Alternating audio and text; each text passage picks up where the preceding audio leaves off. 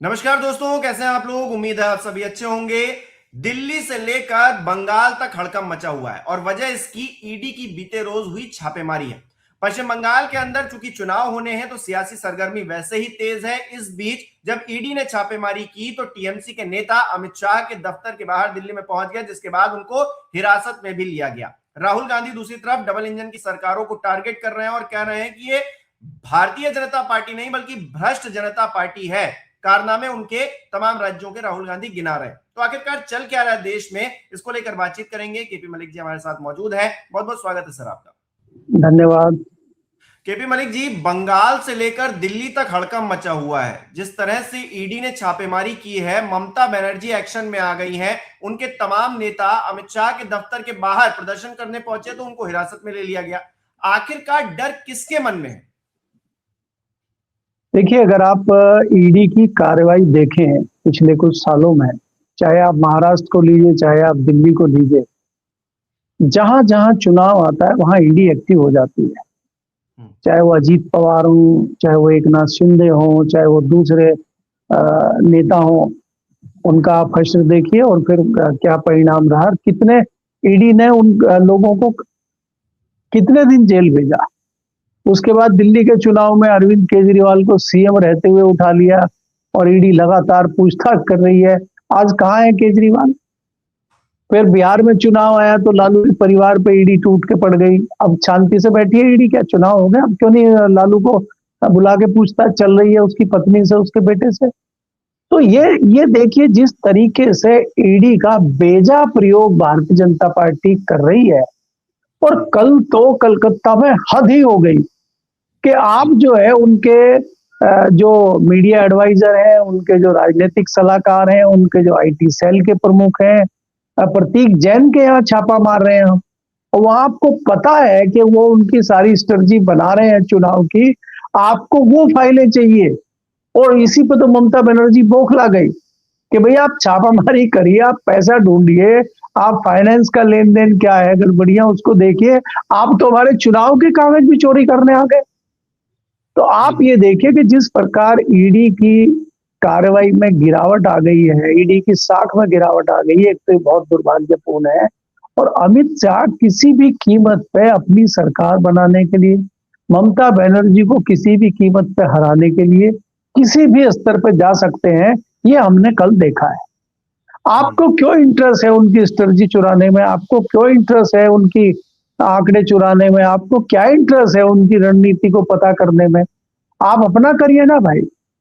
तो ये भारतीय जनता पार्टी का जिस प्रकार का मामला है, और इसी के साथ अगर आप अपने राज्य उत्तर प्रदेश में आते हैं, यहाँ विपक्ष तो है ही जो है विपक्ष, यहाँ तो पक्ष में भी मामला चल रहा है। भाई आज योगी आदित्यनाथ किसके खिलाफ बयान दे रहे हैं कि हमारे 4 करोड़ वोट कट रहे हैं? आज वो किसको कह रहे हैं कि भाई पर बूथ 200 वोट जुड़वाने हैं, और आप कह रहे हैं कि वोट चोरी हो रहा है, वोट कट रही है। ये तो पहले विपक्ष का काम था, ये तो भारतीय जनता पार्टी के नेताओं ने बोलना शुरू कर दिया।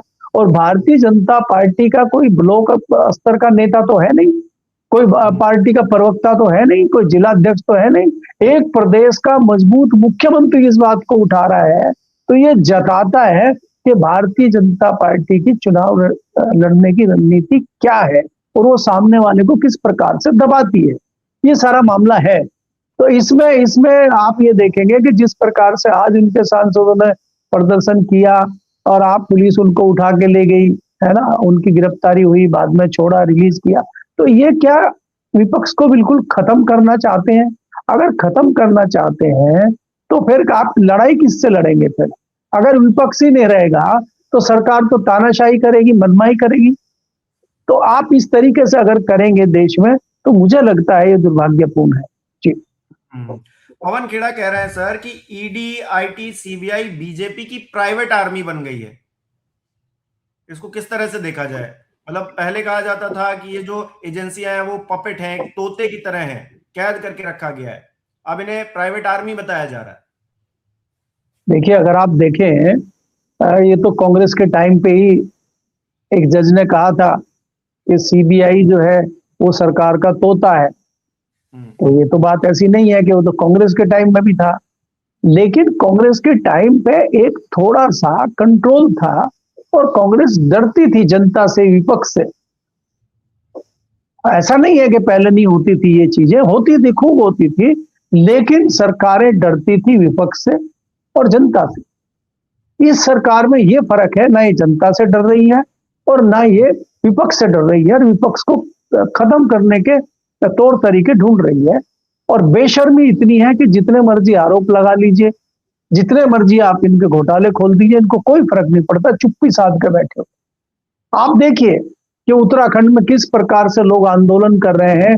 एक छोटी बच्ची के साथ जिस प्रकार की घटना हुई है, उसका इंसाफ मांगने के सरेआम भारतीय जनता पार्टी के वीवीआईपी जी का नाम आया हुआ है और भारतीय जनता पार्टी मौन है, कुछ नहीं कर रही है।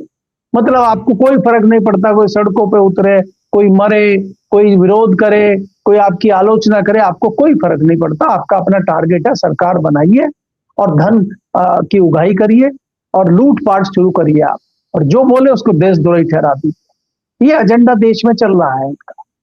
ये कह के हम कोई कांग्रेस को क्लीन चिट नहीं दे रहे। कांग्रेस में कम से कम ये था कि यही भारतीय जनता पार्टी के लोग संसद को नहीं चलने देते थे, वो समय भी मैंने देखा है।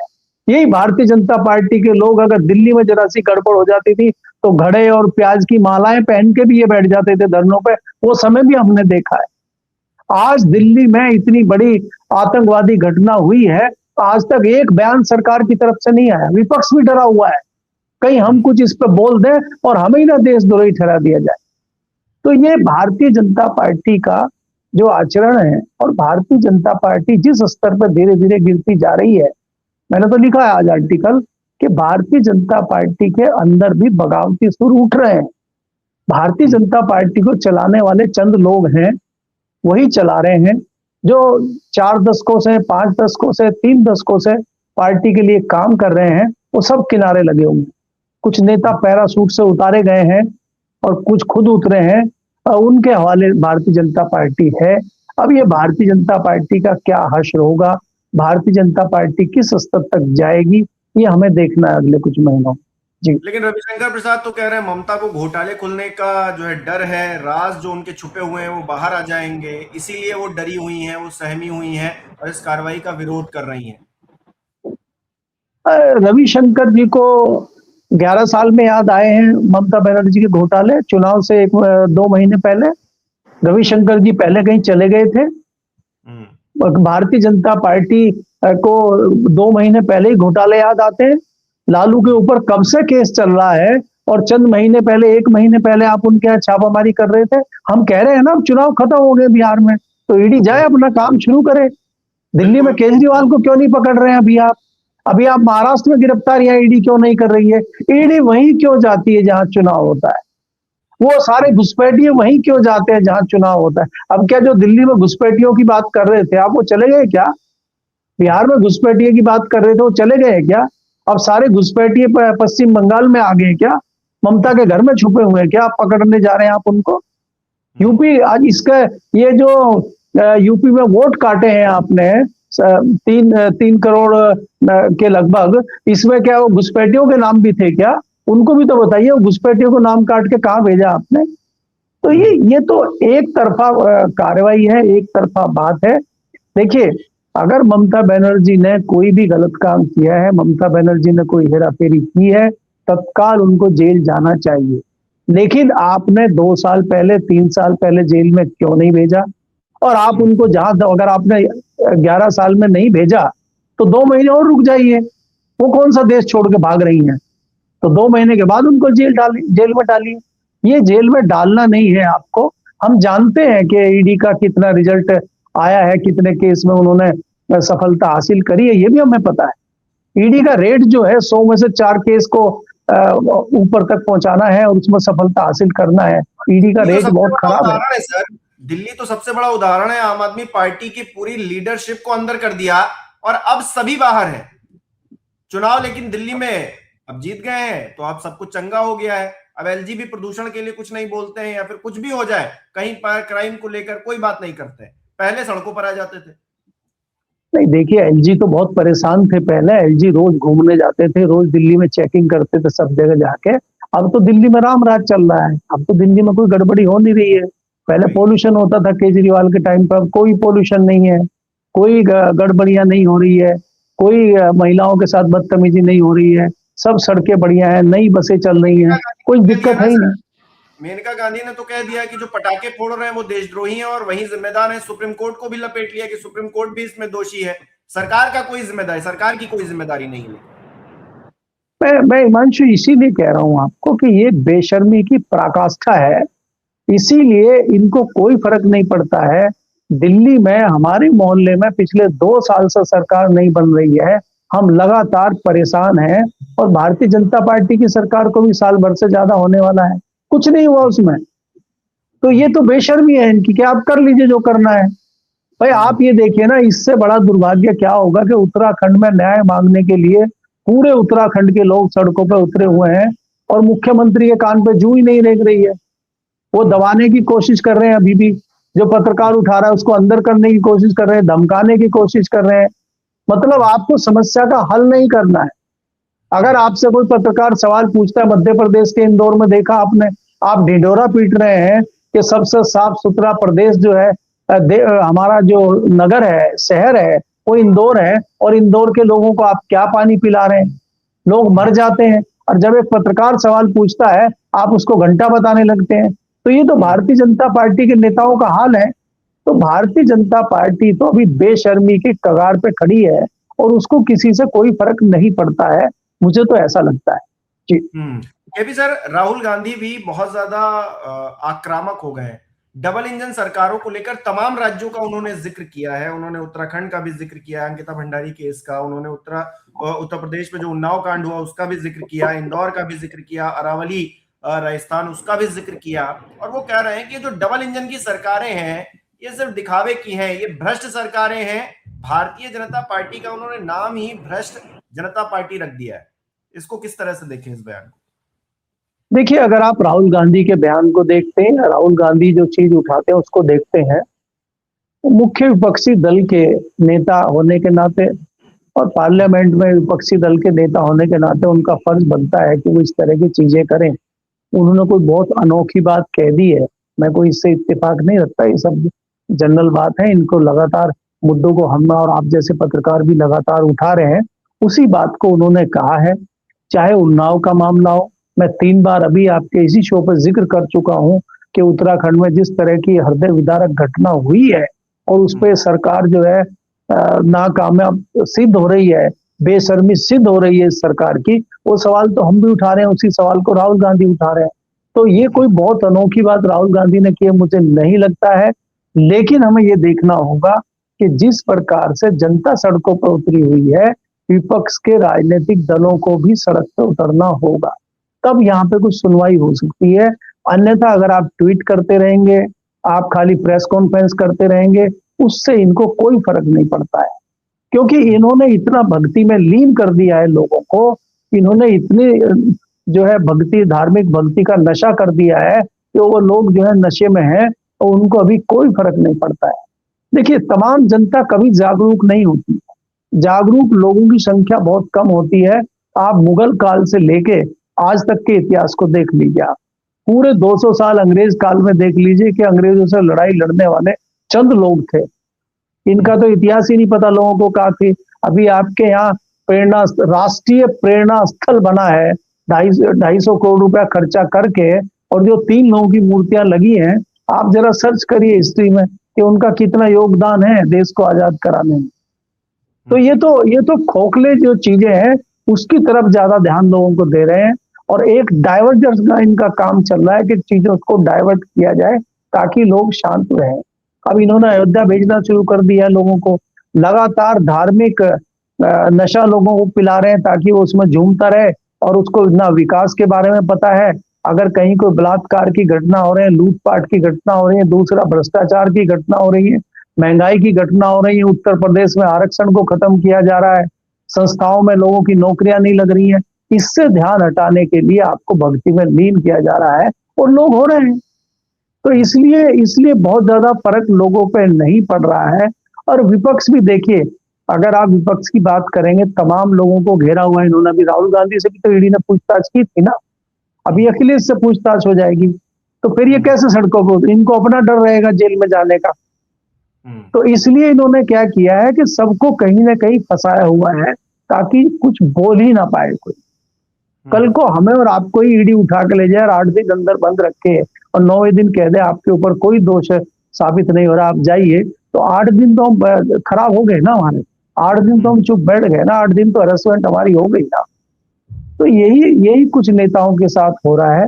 और जब समय निकल जाता है, अब ममता बनर्जी को आपको 2-3 महीने परेशान करना है ताकि आप अपनी चुनाव की रणनीति तय कर लें। आप उनको उसमें उलझा के रख दीजिए, वो अपना स्ट्रेटजी नहीं बना पाएंगे चुनाव की, और आप अपने जो है ताम झाम शाम और वो जो है सब कर लीजिए, शाम धाम दंड भेद के तहत सारी रणनीति बना के आप चुनाव जीत लीजिए। उनको कह रहे हैं ना सर कि सत्ता में आने पर सभी के खिलाफ कार्रवाई करेंगे, लेकिन इनसे ये पूछा जाए कि जहां जहां आप सत्ता में है वहां विपक्ष पर जो आप आरोप लगाते थे उसको लेकर आपने क्या एक्शन लिया है, तो इनकी घिघी बन जाएगी। तो ये नहीं बता पाएंगे कि वहां क्या एक्शन लिया है इन्होंने। नहीं लिया है ना, लिया है। वॉशिंग मशीन में से सबको धो के साफ करके टांग दिया है, सबको धूप लग गई है, सब सूख गए हैं, और सब बढ़िया रामराज में जो है सफेद चकाचक होके आ गए और कमल खिल रहा है, रामराज चल रहा है। वहां क्या दिक्कत है बताइए आप। भाई मैं आपके सामने उदाहरण बैठा हूं ना दिल्ली का लेके, दिल्ली में कोई बताइए घटना कौन सी हो रही है, बताइए पिछले दिनों कौन से अखबार ने, कौन से चैनल ने चलाया कि दिल्ली में कोई बलात्कार की घटना हुई है, लूटपाट की घटना हुई है, कहीं विकास कार्य नहीं हो रहा है, किसी चैनल ने, किसी अखबार ने कोई स्टिंग ऑपरेशन किया हो, किसी पत्रकार ने कोई बात बताई हो कि दिल्ली में गड़बड़ी चल रही है, फलानी मिनिस्ट्री में, दिल्ली सरकार की मिनिस्ट्री में या केंद्र सरकार की मिनिस्ट्री में कोई घोटाला चल रहा है, आप बताइए ना भाई। जब कुछ आ ही नहीं रहा सामने, इसका मतलब सब बढ़िया चल रहा है, देश में रामराज चल रहा है। जब कुछ हो ही नहीं रहा है कहीं, महाराष्ट्र की कोई घटना बताइए आप, मध्य प्रदेश की घटना बताइए, जो कोई पकड़ी जाए घटना, इंदौर वाली घटना हो जाए तो उसमें कांग्रेस को लपेट दीजिए, वहां पे कांग्रेस है विपक्ष में। जहाँ कहीं दूसरी जगह अब यूपी में कुछ हो जाए तो वहां समाजवादी को लपेट दीजिए। तो ये तो रामराज चल रहा है, इनको क्या दिक्कत है। और विपक्ष भी कहीं ना कहीं कमजोर है, और कमजोरी का कारण जो है वो हम और आप जानते हैं कि कहीं ना कहीं वो भी दागी है। तो उनके दाग पे जरा सा, जैसे ही उनके दाग पे जरा सी मिर्ची और नमक डाला जाता है वो भी कूदने लगते हैं, चुपचाप बैठ जाते हैं।